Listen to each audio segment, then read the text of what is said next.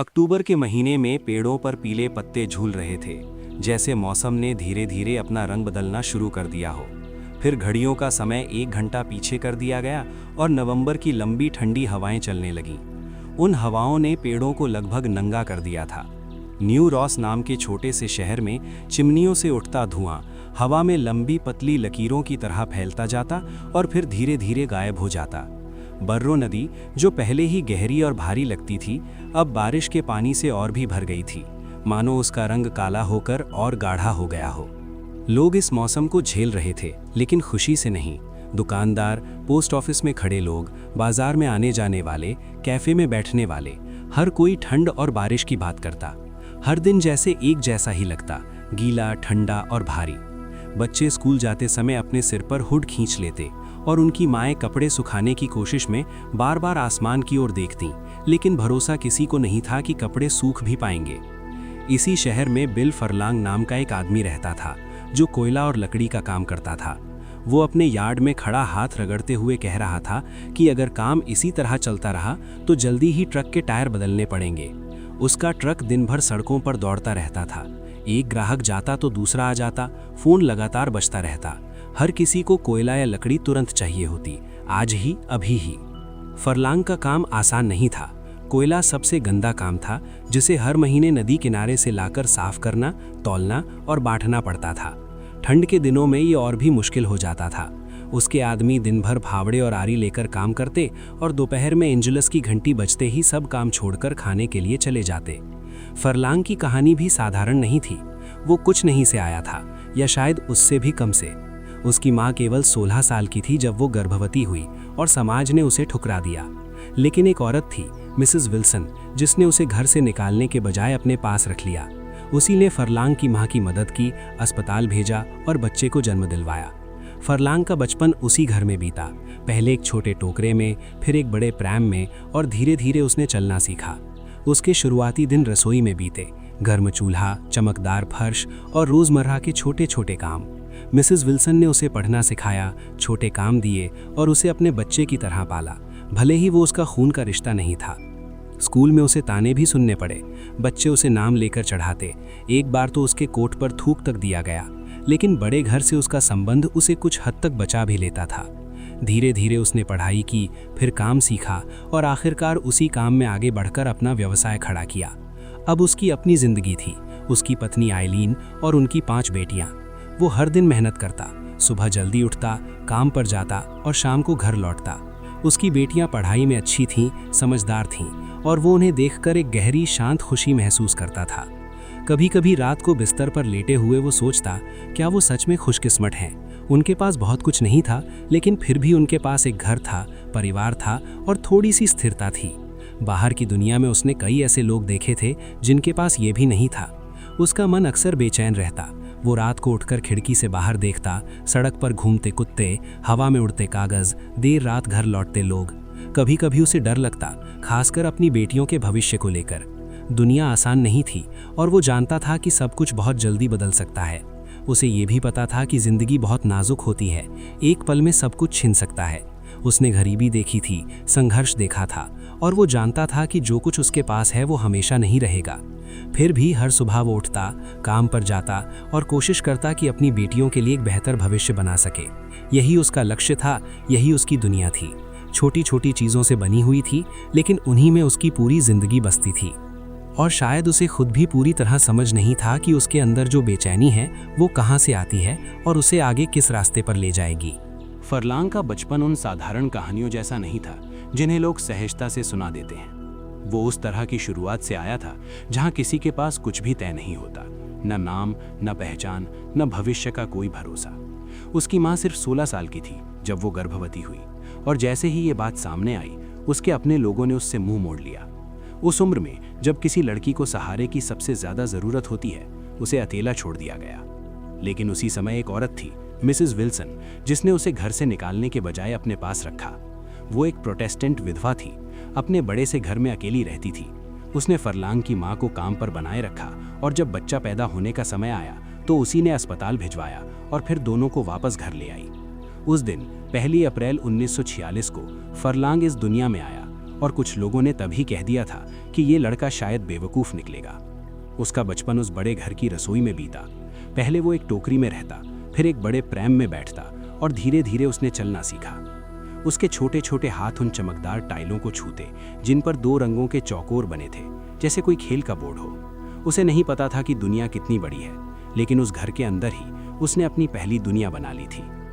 Mrs Wilson ने उसे पढ़ना सिखाया। उसके पास एक छोटी सी लाइब्रेरी थी और उसे इस बात की परवाह नहीं थी कि लोग क्या सोचते हैं। वो अपने तरीके से जीती थी, शांत, सधी हुई, बिना किसी दिखावे के। उसने फरलांग को छोटे छोटे काम दिए, उसे समझाया और उसे अपने साथ रखा जैसे वो सच में उसका ही बच्चा हो। उस घर में ज्यादा तनाव नहीं था। खेतों की देखभाल ठीक से होती थी, कोई कर्ज नहीं था, ना ही धर्म को लेकर कोई बड़ी खींचतान। रविवार को मिसेस विल्सन चर्च जाती और फरलांग उसे चैपल ले जाती। दोनों अपनी अपनी किताबें पढ़ते और फिर घर लौट आते। सब कुछ शांत था, जैसे जिंदगी किसी तय लय में चल रही हो। लेकिन स्कूल की दुनिया अलग थी। वहां बच्चे उसे चिढ़ाते थे, उसे नाम देकर पुकारते थे। एक बार तो वो घर लौटा तो उसके कोट के पीछे थूक लगा हुआ था। फिर भी बड़े घर से उसका जुड़ाव उसे थोड़ा बचा लेता था। लोग उसे पूरी तरह से नहीं तोड़ पाते थे। जैसे जैसे वो बड़ा हुआ, उसने काम करना शुरू किया। पहले छोटे काम, फिर टेक्निकी स्कूल और आखिरकार कोयले के यार्ड में काम। वहीं उसने मेहनत सीखी, लोगों से व्यवहार करना सीखा और धीरे धीरे आगे बढ़ता गया। उसमें व्यापार की समझ थी और वो भरोसेमंद भी था। वो जल्दी उठता, शराब से दूर रहता और अपने काम को गंभीरता से लेता था।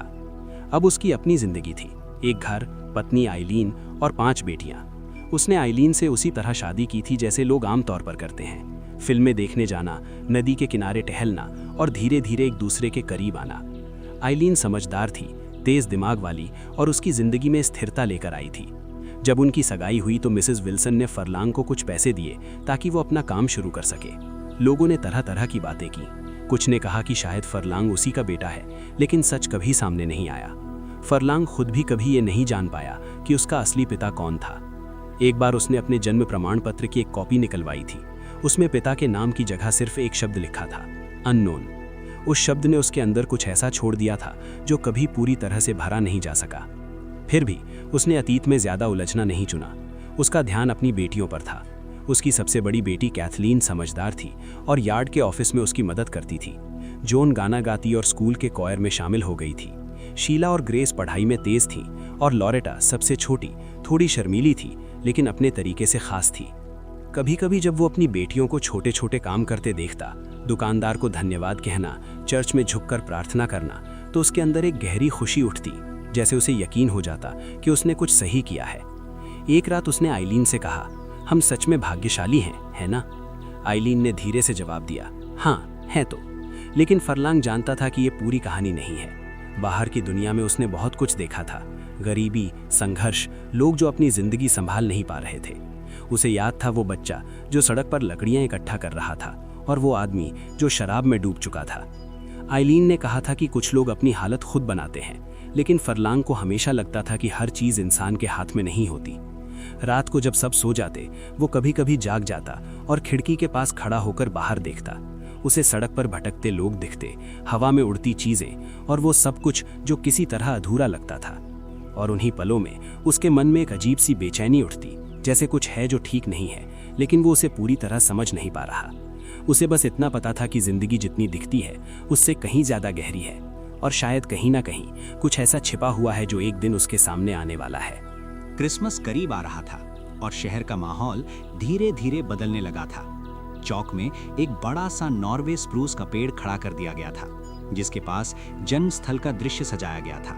मरियम, जोसेफ और वो खाली पालना जिसमें क्रिसमस की रात बच्चे यीशु की मूर्ति रखी जानी थी। इस साल मूर्तियों को नए रंग से सजाया गया था और लोग इस बात पर भी चर्चा कर रहे थे कि जोसेफ के कपड़े कुछ ज्यादा ही चमकीले लग रहे हैं, लेकिन मरियम वैसी ही शांत और सरल दिख रही थी जैसी लोग उसे देखना चाहते थे। शहर की परंपरा थी कि दिसंबर के पहले रविवार की शाम को लोग इकट्ठा होकर क्रिसमस लाइट्स के जलने का इंतजार करते। उस दिन भी ठंड बहुत थी, लेकिन आसमान साफ था। एलिन ने बेटियों को अच्छे से तैयार किया, जैकेट, दस्ताने, ताकि वे ठंड से बच सकें। जब वे सब शहर के बीच पहुंचे तो वहां पहले से ही भीड़ जमा हो चुकी थी। बैंड बज रहा था, बच्चे कैरल गा रहे थे और लोग एक दूसरे से बातें कर रहे थे, जैसे इस ठंड में भी थोड़ी सी गर्मी ढूंढ रहे हों। जोन, जो अब क्वायर का हिस्सा बन चुकी थी, बाकी बच्चों के साथ गाने के लिए आगे चली गई थी। नन इधर-उधर घूमकर सब पर नजर रख रही थी। वहीं पास में मिसेस कीहो अपनी स्टॉल लगाकर गर्म चॉकलेट और जिंजर ब्रेड बेच रही थी। हर तरफ हल्की हल्की खुशबू और आवाज़ों का एक मेल था जो इस ठंडी शाम को कुछ खास बना रहा था। फरलोंग और एलीन भीड़ से थोड़ा हटकर खड़े हो गए। एलीन ने एक दुकान की खिड़की में रखे नीले जूते और बैग को ध्यान से देखा, जैसे वो उन्हें याद रख रही हो। फिर वे धीरे धीरे चलते हुए लोगों से मिलते, हालचाल पूछते, छोटी छोटी बातें करते रहे। कुछ देर बाद घोषणा हुई कि लाइट्स चलने वाली हैं। एक काउंसलर ने छोटा सा भाषण दिया और जैसे ही स्विच दबाया गया, पूरा शहर रंग बिरंगी रोशनी में नहा गया। ठंडी हवा में झूलती लाइट्स ने सब कुछ बदल दिया, सड़कें, चेहरे और माहौल। भीड़ ने तालियां बजाईं और संगीत तेज हो गया। लेकिन तभी जब बड़ा सा सेंटा क्लॉज सड़क पर आया, लोरेटा पीछे हट गई और रोने लगी। फरलोंग तुरंत झुककर बोला, डरने की कोई बात नहीं है, ये बस एक आदमी है, कपड़े पहने हुए। लेकिन लोरेटा का डर कम नहीं हुआ।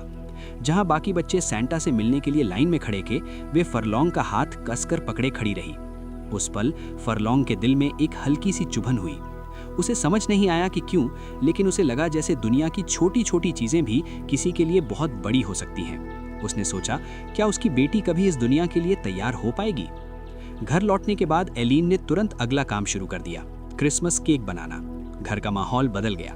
बेटियां इधर उधर भाग रही थीं। कोई नींबू का छिलका कद्दूकस कर रहा था, कोई सूखे मेवे काट रहा था, कोई बादाम छील रहा था। एलीन सब कुछ संभाल रही थी और फरलोंग को भी काम में लगा दिया गया। फरलोंग ने बड़े कटोरे में मक्खन और चीनी को मिलाना शुरू किया। हाथ से काम करते हुए उसका मन कहीं और भटकने लगा। वो वहां था, लेकिन उसका दिमाग कल के कामों में उलझा हुआ था। कौन सा ऑर्डर देना है, किससे पैसे लेने हैं, किसे डिलीवरी करनी है। जब केक ओवन में चला गया, एलीन ने तुरंत अगला काम पकड़ लिया, इस्त्री करना।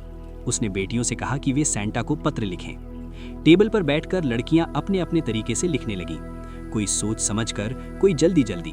फरलोंग उनकी स्पेलिंग ठीक कर रहा था, लेकिन उसका मन धीरे धीरे अतीत की ओर खिंचता जा रहा था।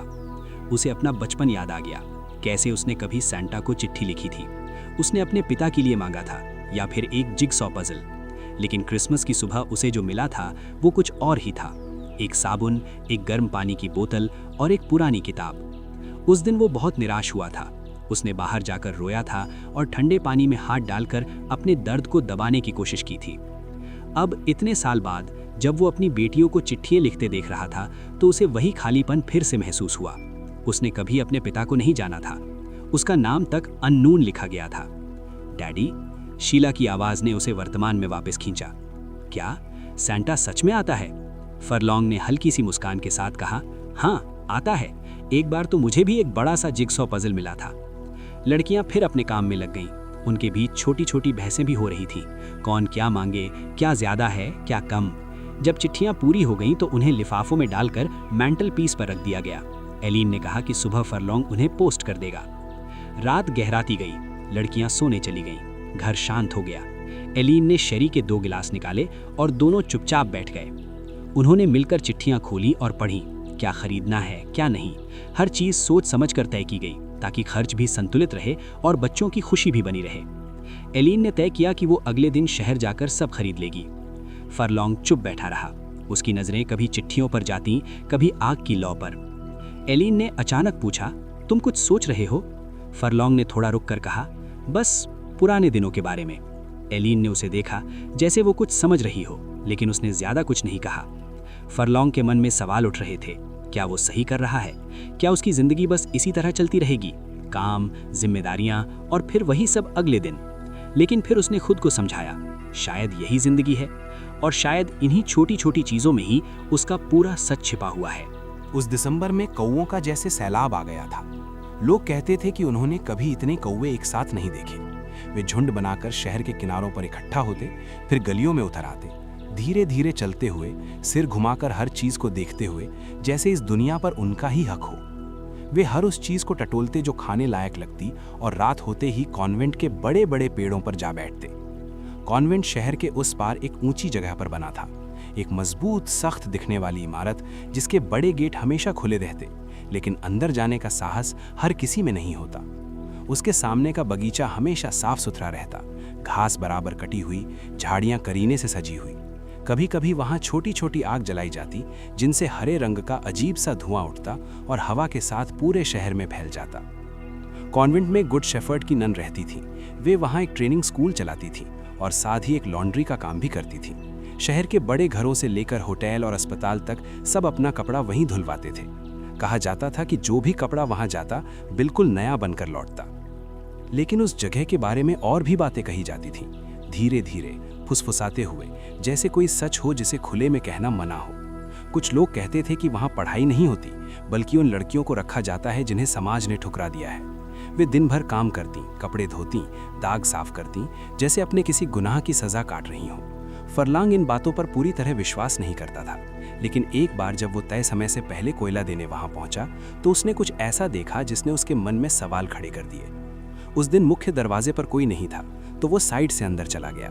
वहां एक छोटा सा बगीचा था जिसमें फल लगे हुए थे, सेब, नाशपाती।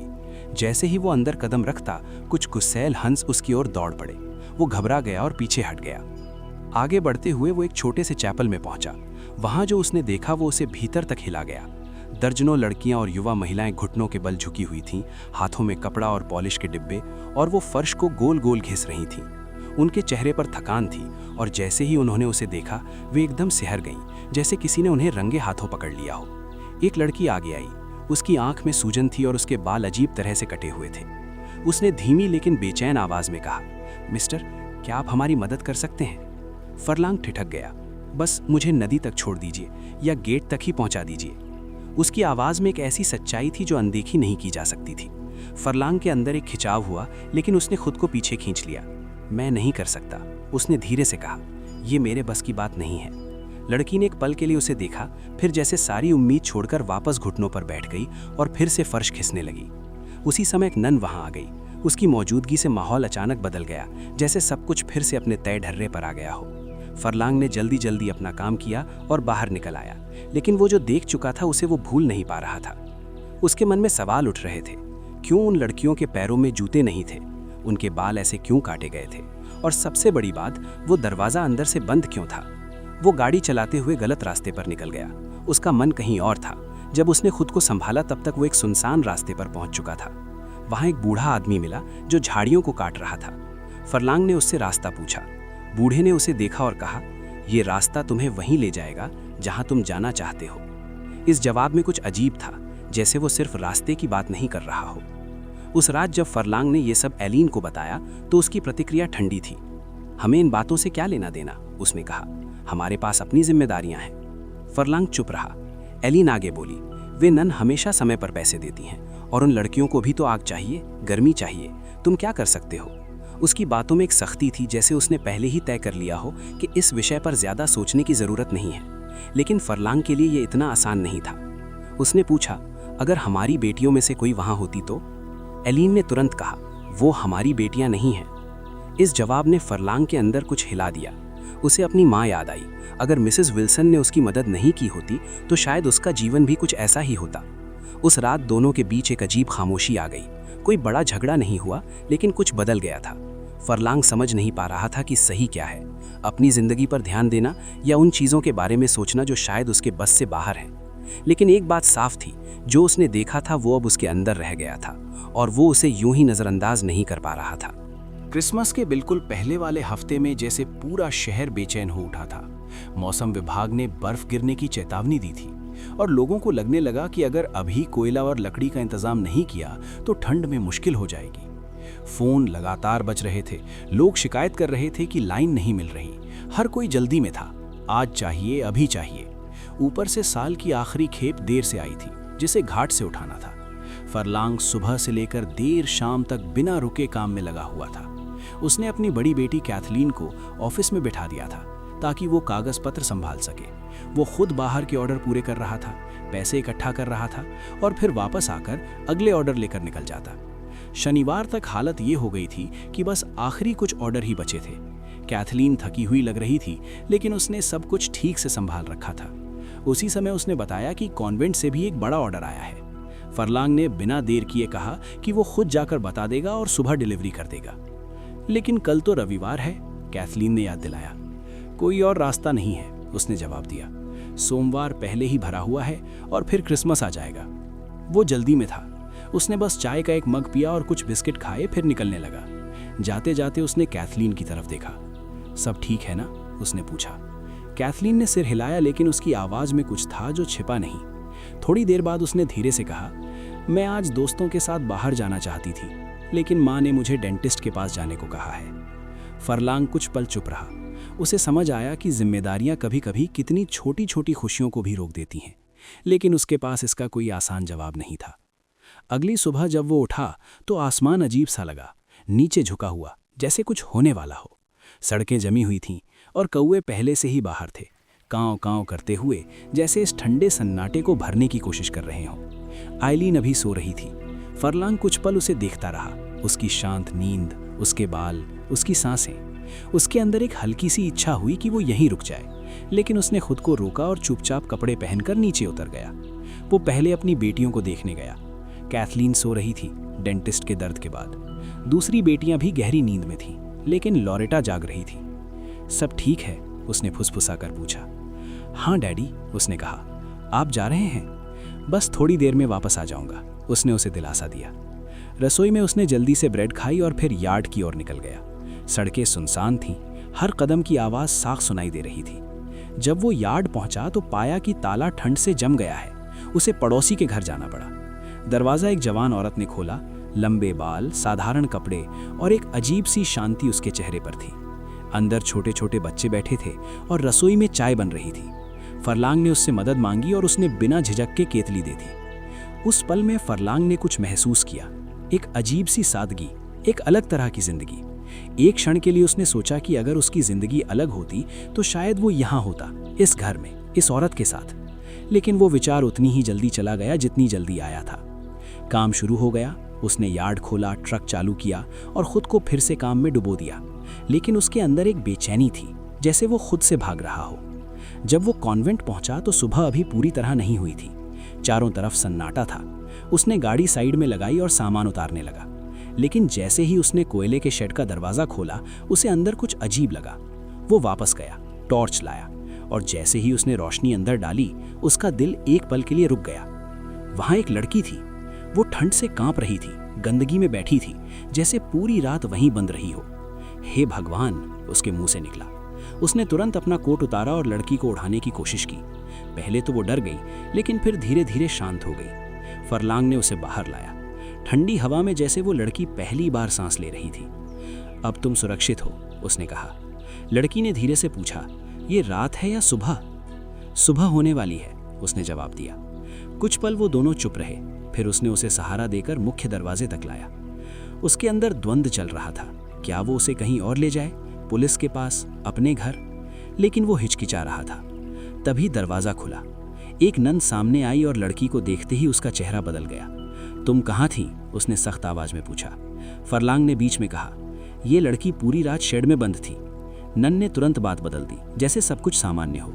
ये लड़की बीमार है, इसे समझ नहीं रहता। फरलांग कुछ कहना चाहता था, लेकिन शब्द नहीं मिले। तभी लड़की ने धीरे से कहा, मेरा बच्चा, वो भूखा होगा। ये सुनकर फरलांग के अंदर कुछ टूट गया। अब मामला सिर्फ एक लड़की का नहीं था, ये उससे कहीं बड़ा था, और अब वो चाहे तो इससे मुंह नहीं मोड़ पाएगा। मदर सुपीरियर दरवाजे पर खड़ी मुस्कुरा रही थी, जैसे अभी अभी हुई बात कोई असामान्य घटना नहीं, बल्कि एक छोटी सी गलती भर हो। उसके चेहरे पर न तो घबराहट थी, न ही कोई जल्दी। उसने लड़की की तरफ ऐसे देखा जैसे वो किसी शरारती बच्चे को देख रही हो। बेचारी बच्ची, उसने नरमी से कहा, कभी कभी इसे समझ नहीं रहता, रात में भटक जाती है। फरलांग ने उसकी तरफ देखा। वो जानता था कि ये बात सच नहीं है। उसने खुद उस लड़की को कोयले के शेड में बंद देखा था, ठंड में, गंदगी के बीच, पूरी रात। वो अंदर बंद थी, उसने धीमे लेकिन साफ शब्दों में कहा। मदर सुपीरियर ने उसकी बात जैसे सुनी ही नहीं। उसने लड़की का हाथ पकड़ा और उसे अंदर खींचने लगी। आओ, तुम्हें गर्म पानी से नहलाना होगा, तुम बीमार पड़ जाओगी। लड़की एक पल के लिए रुकी, उसकी आंखें फरलांग पर टिक गईं। मेरा बच्चा, उसने फिर कहा, आवाज़ में वही डर और बेबसी थी। वो भूखा होगा। उसकी आवाज़ इतनी धीमी थी, लेकिन फरलांग के अंदर गूंज गई। फरलांग ने मदर सुपीरियर की तरफ देखा। इसका बच्चा कहाँ है? मदर सुपीरियर का चेहरा पल भर को सख्त हुआ, लेकिन फिर वो फिर से मुस्कुराई। आपको इसकी बातों पर ध्यान नहीं देना चाहिए। ये बच्ची बहुत परेशान रही है, हम इसका ध्यान रख रहे हैं। लेकिन इसका बच्चा, सब कुछ ठीक है, उसने बात काट दी, इस बार थोड़ा दृढ़ होकर। आप चिंता ना करें। वो लड़की को अंदर ले गई। दरवाज़ा धीरे से बंद हो गया। फरलांग वहीं खड़ा रह गया, कुछ सेकंड या शायद उससे ज़्यादा। उसके हाथ ठंड से सुन्न हो रहे थे, लेकिन उसे ठंड का एहसास नहीं था। उसके दिमाग में वही शब्द घूम रहे थे, मेरा बच्चा। वो जानता था कि वो अभी वापस मुड़ सकता है, ट्रक में बैठ सकता है, घर जा सकता है और इस पूरे मामले को पीछे छोड़ सकता है, जैसे कुछ हुआ ही नहीं, जैसे ये उसकी जिम्मेदारी नहीं है। जैसे आइलीन ने कहा था, कुछ चीज़ों को अनदेखा करना पड़ता है। लेकिन उसके पैर वहीं जमे हुए थे। उसने उस ऊंची दीवार को देखा जिसके ऊपर टूटे कांच लगे थे। उसे वो ताला याद आया जो अंदर से लगा था। उसे वे लड़कियां याद आईं, घुटनों के बल झुकी हुई, फर्श घिसती हुई। और अब ये लड़की और उसका बच्चा। उसके अंदर कुछ बदल रहा था, धीरे धीरे लेकिन साफ। वो ट्रक की ओर लौटा, लेकिन बैठने से पहले उसने एक बार फिर पीछे मुड़कर देखा। पूरा कॉन्वेंट शांत था, जैसे कुछ हुआ ही ना हो, जैसे वहाँ सब कुछ ठीक हो। लेकिन अब फरलांग जानता था सब कुछ ठीक नहीं है। वो ट्रक में बैठा, इंजन स्टार्ट किया, लेकिन कुछ देर तक वहीं बैठा रहा। उसके मन में दो आवाज़ें थीं। एक कह रही थी, घर जाओ, अपनी ज़िंदगी संभालो, तुम्हारी जिम्मेदारी तुम्हारा परिवार है। दूसरी कह रही थी, अगर तुमने आज कुछ नहीं किया तो फिर कभी नहीं कर पाओगे। उसने अपनी आंखें बंद की। उसे अपनी माँ याद आई। अगर उस समय किसी ने उसकी मदद नहीं की होती तो? अगर मिसेस विल्सन ने भी बाकी लोगों की तरह मुंह मोड़ लिया होता तो? उसने गहरी सांस ली। फिर अचानक उसने इंजन बंद कर दिया। वो फिर से ट्रक से उतरा। उसके कदम इस बार भारी नहीं थे। वो सीधे कॉन्वेंट के दरवाजे की ओर बढ़ा और बिना झिझक के उसने घंटी बजा दी। दरवाजे की घंटी की आवाज़ ठंडी सुबह की खामोशी में साफ गूंज उठी। फरलॉन्ग सीधा खड़ा रहा, जैसे अब पीछे हटने का कोई रास्ता नहीं बचा हो। कुछ ही क्षणों में अंदर से कदमों की आहट आई और वही दरवाज़ा फिर खुला। मदर सुपीरियर सामने थी। इस बार उसके चेहरे पर मुस्कान थोड़ी हल्की थी, लेकिन उसकी आंखें पहले से ज़्यादा चौकन्नी लग रही थी। मिस्टर फरलॉन्ग, उसने कहा, आप फिर से? फरलॉन्ग ने बिना घुमाए सीधे कहा, मुझे उस लड़की से बात करनी है। एक पल के लिए सन्नाटा छा गया। मदर सुपीरियर ने उसे गौर से देखा, जैसे वो उसके इरादे को तौल रही हो। फिर उसने धीरे से कहा, यह इस समय उचित नहीं है। उचित या अनुचित की बात बाद में करेंगे। फरलॉन्ग ने पहली बार इतनी सख्ती से जवाब दिया। मैं बस उससे बात करना चाहता हूँ। उसके शब्दों में कुछ ऐसा था जिसने माहौल बदल दिया। मदर सुपीरियर कुछ पल चुप रहीं, फिर दरवाज़ा थोड़ा और खोल दिया। अंदर आइए, उसने कहा। फरलॉन्ग अंदर गया। कॉन्वेंट के भीतर की गर्माहट बाहर की ठंड से बिल्कुल अलग थी, लेकिन उस गर्मी में भी उसे एक अजीब सी ठंडक महसूस हो रही थी। लंबा गलियारा, चमकदार फर्श, दीवारों पर टंगे धार्मिक चित्र, सब कुछ व्यवस्थित, शांत, लेकिन कहीं ना कहीं दबाव भरा। उसे एक कमरे में बैठने को कहा गया। कुछ ही देर में एक नन चाय लेकर आई, जैसे सब कुछ सामान्य हो, लेकिन फरलॉन्ग के मन में कोई सामान्य बात नहीं चल रही थी। थोड़ी देर बाद मदर सुपीरियर फिर आई। आप एक अच्छे इंसान हैं मिस्टर फरलॉन्ग, और हम आपके काम की कद्र करते हैं, लेकिन हर जगह की अपनी व्यवस्था होती है, हर किसी का अपना काम होता है। फरलॉन्ग ने उसकी बात बीच में ही रोक दी। और उस लड़की का काम क्या है? अपने बच्चे से दूर रहना। मदर सुपीरियर की आंखों में इस बार सीधी सख्ती आ गई। आप जो देख रहे हैं वो पूरी सच्चाई नहीं है, उसने कहा। हम यहाँ उन लड़कियों की मदद करते हैं जिन्हें कहीं और जगह नहीं मिलती। हम उन्हें सहारा देते हैं। सहारा? फरलॉन्ग की आवाज़ धीमी थी, लेकिन उसमें दर्द था। उसे कोयले के शेड में बंद करना सहारा है? कमरे में फिर खामोशी फैल गई। कुछ सेकंड तक दोनों एक दूसरे को देखते रहे। फिर मदर सुपीरियर ने गहरी सांस ली, जैसे उसने कोई फैसला लिया हो। कभी कभी अनुशासन जरूरी होता है। अगर हम उन्हें नियंत्रण में नहीं रखें तो वे खुद को और दूसरों को नुकसान पहुंचा सकती हैं। फरलॉन्ग ने सिर हिलाया, लेकिन उसकी आंखों में अब भरोसा नहीं था। और उनका बच्चा क्या? उसने फिर पूछा। इस बार जवाब आने में थोड़ा समय लगा। बच्चे सुरक्षित हैं, मदर सुपीरियर ने कहा। उनके लिए बेहतर इंतजाम किए जाते हैं। कहाँ? फरलॉन्ग ने तुरंत पूछा। मदर सुपीरियर ने उसकी तरफ देखा, लेकिन कुछ नहीं कहा। बस इतना काफी था। फरलॉन्ग अब समझ चुका था कि सच क्या है, या कम से कम उतना सच जितना उसे जानना जरूरी था। वो कुर्सी से उठा और धीरे से कहा, मैं उसे यहाँ नहीं छोड़ सकता। मदर सुपीरियर ने भौहे से कोड़ ली।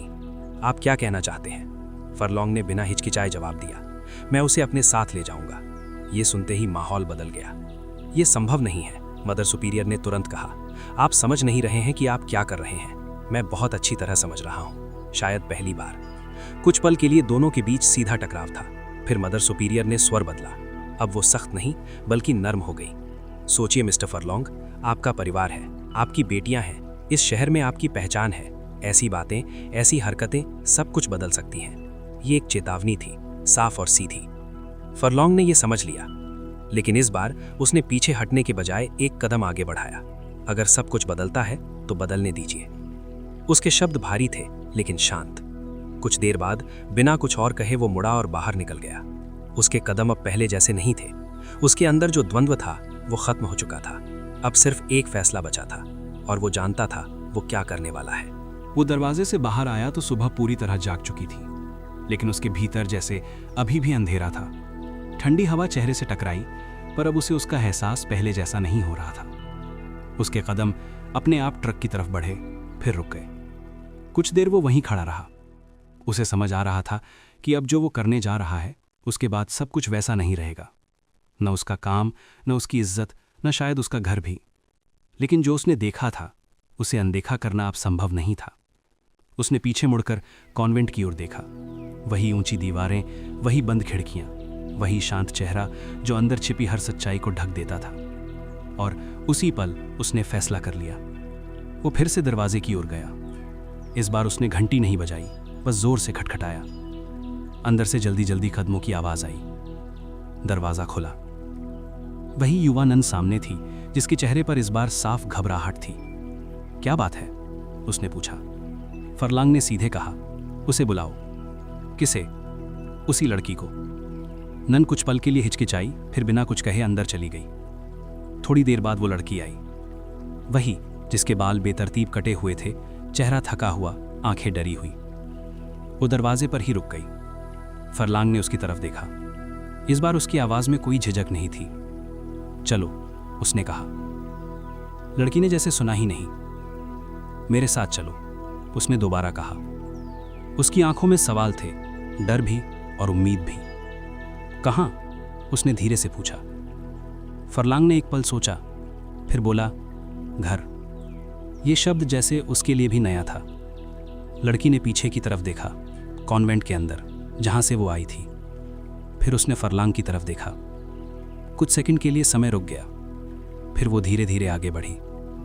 नन कुछ कहने ही वाली थी, लेकिन शब्द उसके गले में ही अटक गए। फरलांग ने दरवाज़ा खुद खोला और लड़की को बाहर आने दिया। ठंडी हवा उनके बीच से गुजरी। वो दोनों बिना कुछ कहे ट्रक की ओर चले। फरलांग ने दरवाज़ा खोला, उसे बैठने में मदद की और खुद ड्राइविंग सीट पर बैठ गया। इंजन स्टार्ट हुआ। कुछ सेकंड तक वो वहीं बैठा रहा।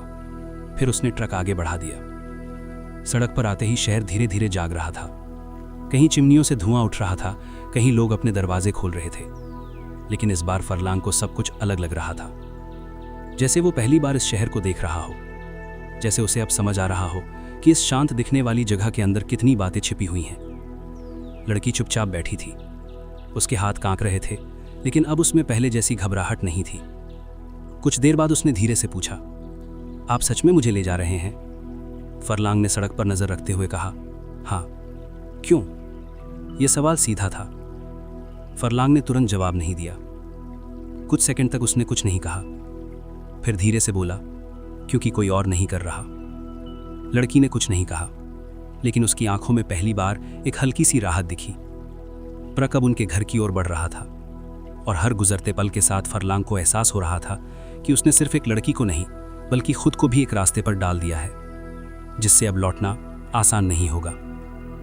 जब वो घर के पास पहुंचा तो उसने गाड़ी धीमी कर दी। घर वैसा ही था, शांत, सुरक्षित, जैसे हमेशा रहता था। लेकिन आज उसके अंदर कुछ बदलने वाला था। उसने ट्रक रोका। कुछ सेकंड तक वो वहीं बैठा रहा। फिर उसने दरवाज़ा खोला और पहली बार बिना किसी डर के उसने उस फैसले को पूरी तरह स्वीकार कर लिया जो उसने लिया था। वो दरवाज़ा खोलकर उतरा तो सुबह अब पूरी तरह जाग चुकी थी। घर के सामने की ठंडी हवा में एक अजीब सी शांति थी, वैसी ही जैसी हर दिन होती थी। लेकिन आज उस शांति के भीतर कुछ बदलने वाला था। फरलांग ने ट्रक के दूसरी तरफ जाकर दरवाज़ा खोला और लड़की की ओर हाथ बढ़ाया। वो धीरे धीरे नीचे उतरी। उसके कदम अब भी अस्थिर थे, जैसे उसे यकीन ही ना हो कि वो सच में उस जगह से बाहर आ गई है। दोनों कुछ पल चुप खड़े रहे। फरलांग ने घर की ओर देखा।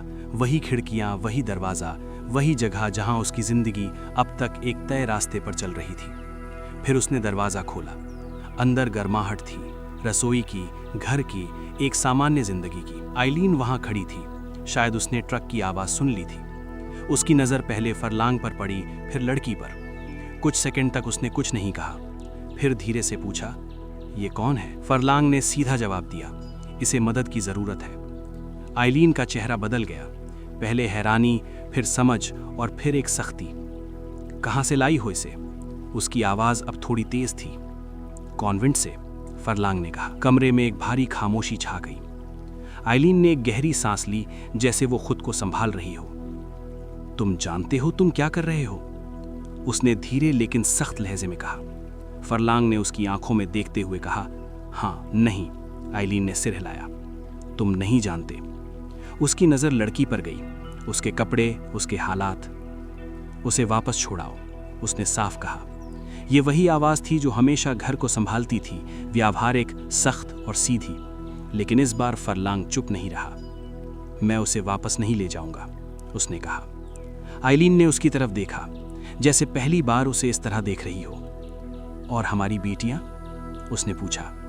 तुमने उनके बारे में सोचा? फरलांग कुछ पल चुप रहा, फिर उसने धीरे से कहा, मैंने सबके बारे में सोचा है। नहीं, आइलीन ने फिर कहा, तुमने नहीं सोचा, तुम बस भावुक हो रहे हो। उसके शब्द तेज थे, लेकिन उनमें डर भी था। फरलांग ने एक पल के लिए अपनी बेटियों के कमरे की ओर देखा। उसे पता था कि यह आसान नहीं होगा, लेकिन फिर उसने उस लड़की की ओर देखा जो दरवाजे के पास खड़ी थी, जैसे उसे समझ ही नहीं आ रहा कि वो अंदर आए या नहीं। और उसी पल उसका फैसला और मजबूत हो गया। वो यहीं रहेगी, उसने कहा। कमरे में फिर सन्नाटा छा गया। आइलीन कुछ पल तक उसे देखती रही। उसके चेहरे पर कई भाव आए, गुस्सा, चिंता और कहीं ना कहीं एक अनकहा सवाल। फिर धीरे से कहा, तुम समझते हो इसका क्या मतलब है? फरलांग ने सिर हिलाया। हाँ। लोग क्या कहेंगे तुम जानते हो? हाँ। और अगर किसी ने पूछ लिया? तो फरलांग ने इस बार जवाब देने में देर नहीं की। तो मैं सच बताऊंगा। ये सुनकर आइलीन चुप हो गई कुछ सेकंड, फिर उसने नजरें फेर ली। कमरे में खड़ी उस लड़की की तरफ उसने फिर देखा। उसकी हालत अब भी वैसी ही थी, ठंडी, डरी हुई और अनिश्चित। आइलीन ने एक गहरी सांस ली, फिर धीमी आवाज में कहा, अंदर आ जाओ। लड़की ने जैसे सुना ही नहीं। फरलांग ने हल्का सा इशारा किया। वो धीरे धीरे अंदर आई। तुरंत आइलीन ने एक कंबल उठाया और उसकी तरफ बढ़ाया। पहले इसे ओढ़ लो, उसने कहा। उसकी आवाज अब पहले जैसी सख्त नहीं थी। फरलांग ने यह सब देखा। कुछ बदला था, शायद पूरी तरह नहीं, लेकिन शुरुआत हो चुकी थी। घर वही था, लोग वही थे, लेकिन अब उस घर में एक नई कहानी शुरू हो चुकी थी। और फरलांग जानता था यह फैसला आसान नहीं होगा, लेकिन यह सही था। और कभी कभी बस इतना ही काफी होता है। घर के भीतर अब एक अलग तरह की खामोशी थी, वैसी नहीं जैसी हर दिन होती थी, बल्कि वो खामोशी जो किसी बड़े बदलाव के बाद आती है। चूल्हे की हल्की आवाज, बर्तनों की खनक और दूर कहीं किसी के करवट बदलने की आहट, सब कुछ सामान्य भी था और असामान्य भी। लड़की कुर्सी के किनारे बैठी थी, कंबल में खुद को समेटे हुए। उसके हाथ अब भी हल्के हल्के कांप रहे थे, लेकिन उसकी आंखों में पहले जैसा डर नहीं था। जैसे उसे यकीन होने लगा हो कि कम से कम इस वक्त वो सुरक्षित है। आइलीन चुपचाप इधर उधर काम कर रही थी। उसने पानी गर्म किया, एक कप चाय बनाई और लड़की के सामने रख दी। उसकी हर हरकत में अब भी संकोच था, लेकिन वो पूरी तरह पीछे भी नहीं हट रही थी। फरलांग दरवाजे के पास खड़ा ये सब देख रहा था। उसके अंदर एक अजीब सी शांति थी, पहली बार लंबे समय बाद, जैसे उसने कोई ऐसा काम किया हो जो सिर्फ करना ही नहीं था, बल्कि करना जरूरी था। कुछ देर बाद आइलीन ने धीरे से पूछा, तुम्हारा नाम क्या है? लड़की ने कप को दोनों हाथों से पकड़ते हुए जवाब दिया, सारा। उसकी आवाज बहुत धीमी थी। ठीक है सारा, आइलीन ने कहा। पहले थोड़ा खा लो, फिर देखेंगे क्या करना है। ये एक छोटा सा वाक्य था, लेकिन उसमें स्वीकार करने की शुरुआत छिपी हुई थी। फरलांग ने यह सुना और उसकी आंखों में हल्की सी राहत आई, लेकिन वो जानता था ये बस शुरुआत है। बाहर की दुनिया अभी भी वैसी ही थी, वही लोग, वही सोच, वही सवाल। और जल्द ही ये खबर बाहर जाएगी। लोग पूछेंगे, कुछ समझेंगे, कुछ नहीं, कुछ साथ देंगे और कुछ दूर हो जाएंगे। लेकिन अब ये सब उतना मायने नहीं रखता था जितना पहले रखता था। उसने अपनी बेटियों के कमरे की तरफ देखा। वे अभी भी सो रही थीं, अनजान इस बात से कि उनकी जिंदगी में भी एक बदलाव आने वाला है। शायद वे सवाल करेंगी, शायद वे समझेंगी और शायद एक दिन वे इस बात पर गर्व भी करेंगी। आइलीन ने धीरे से कहा, हमें सोचना होगा आगे क्या करना है। फरलांग ने सिर हिलाया, हाँ करेंगे। लेकिन उसके मन में एक बात साफ थी, अब वो पहले जैसा नहीं रहेगा। उसने जो देखा था, जो समझा था, उसने उसे बदल दिया था। अब वो सिर्फ अपने घर और काम तक सीमित नहीं रह सकता था। अब वो जान चुका था कि कभी कभी सही काम करना आसान नहीं होता, लेकिन ज़रूरी होता है। धीरे धीरे सुबह पूरी तरह फैल गई।